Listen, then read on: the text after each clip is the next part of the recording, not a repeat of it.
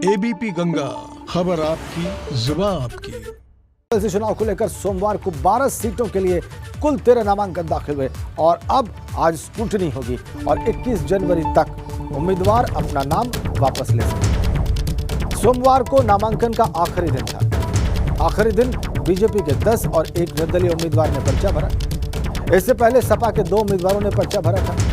हालांकि निर्दलीय उम्मीदवार महेश चंद्र शर्मा का पर्चा खारिज होने के आसार नजर आ रहे हैं, क्योंकि महेश चंद्र शर्मा के नामांकन पत्र में प्रस्तावक के तौर पर किसी विधायक का हस्ताक्षर नहीं है।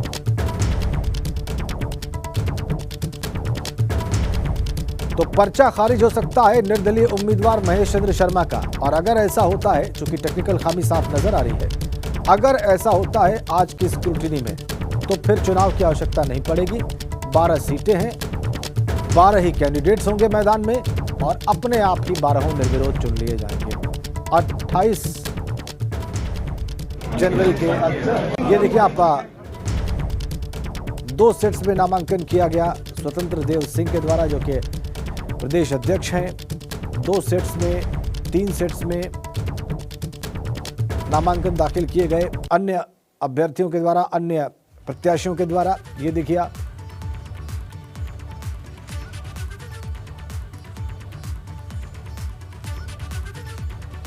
चलिए आज स्क्रूटिनी जो होने वाली है उस बारे में और विस्तार से समझते हैं। शैलेश अरोड़ा इसके लिए हमारे साथ जुड़ गए, हमारे सहयोगी लखनऊ से। शैलेश, स्क्रूटिनी कितने बजे शुरू होगी और ये जो नामांकन दाखिल किए गए हैं, इनमें जो 13वां नामांकन है निर्दलीय प्रत्याशी का, उसमें और क्या खामी आपको दिखाई दी?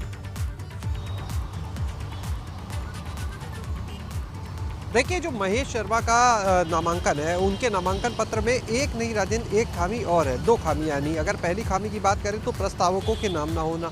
एक खामी ये भी है कि जो नामांकन पत्र होता है उसकी जो फीस जमा की जाती है वो नकद जमा की जाती है, जबकि इनके नामांकन में चेक का इस्तेमाल किया गया है। तो जाहिर सी बात है कि ये भी तकनीकी खामी इसमें आ जाती है। फिलहाल 12 सीटों के लिए 13 प्रत्याशी मैदान में है और एक ये नाम खारिज होने के बाद 12 ही प्रत्याशी बचेंगे 12 सीटों के लिए। तो जाहिर सी बात है ऐसे में चुनाव की ज़रूरत नहीं पड़ेगी। 10 भाजपा के और 2 प्रत्याशी सपा ने अपने उतारे हुए हैं। बहरहाल इसकी जो आधिकारिक घोषणा है, देखिए, वो 21 तारीख को ही की जाएगी, क्योंकि नाम वापसी का वो अंतिम दिन भी है। और अब देखना ये भी होगा कि आज स्क्रूटनी जो होगी उसके बाद में किस तरह चीज़ें आती है। बहरहाल ये तय माना जा रहा है कि एक नामांकन पत्र खारिज हो जाएगा। जो चुनाव की स्थिति सामने नजर आ रही है वो फिलहाल आगे नहीं बनेगी, लेकिन आधिकारिक घोषणा होना बाकी है। बहरहाल जिस तरह से कयास लगाए जा रहे थे लगातार कि जो प्रदेश में एमएलसी की सीटें, इनके लिए चुनाव आगे होंगे, अब वो स्थिति बनती हुई नजर नहीं आ रही है।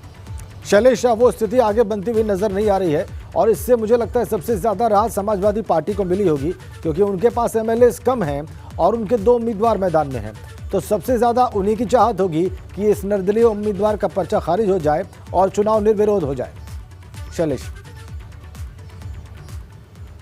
बिल्कुल निश्चित रूप से राजेंद्र, देखिए, सपा ने अपने 2 प्रत्याशी उतारे थे। सपा के पास अगर हम विधायकों की संख्या की बात करते हैं तो वो 49 थी, लेकिन एक, क्योंकि उनके विधायक जो है उसकी सदस्यता जा चुकी है, ऐसे में 48 विधायक बचते हैं। और अगर बात करें दोनों के लिए, तो जो पहले नंबर पर जो प्रायोरिटी लिस्ट की अगर बात करें तो पार्टी की तैयारी थी अहमद हसन के नाम पर। दूसरे नंबर पर अगर बात करें तो राजेंद्र चौधरी का नाम। ऐसे में जो राजेंद्र चौधरी का पर्चा दाखिल कराया गया था, नामांकन हुआ था, तो राजेंद्र चौधरी के लिए रास्ता साफ हो रहा है। तो एक तरफ राजेंद्र चौधरी को व्यक्तिगत रूप से अगर बात करें तो राजेंद्र चौधरी के लिए भी राहत की बात है, और पार्टी के रूप में बात करें तो सपा के लिए एक बड़ी राहत होगी कि उसके 2 एमएलसी जो हैं वो परिषद में इस तरह से पहुंच जाएंगे। तो ऐसे में एक पर्चा खारिज होने का साफ मतलब है कि सीधे तौर पर सपा को इसका फायदा मिलेगा। भाजपा ने देखिए पहले ही अपने 10 प्रत्याशी उतारे हैं और इसके बाद जब कल नामांकन के दौरान बात की गई भाजपा के प्रदेश अध्यक्ष स्वतंत्र देव सिंह से, तो उन्होंने ये कहा कि 11वें प्रत्याशी के नाम पर जब चर्चा हुई तो उन्होंने कहा आगे देखिए।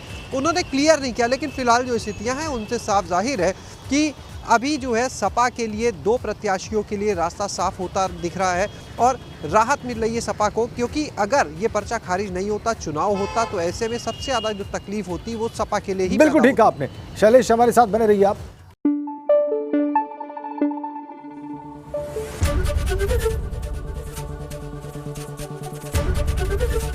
एबीपी गंगा, खबर आपकी, जुबान आपकी।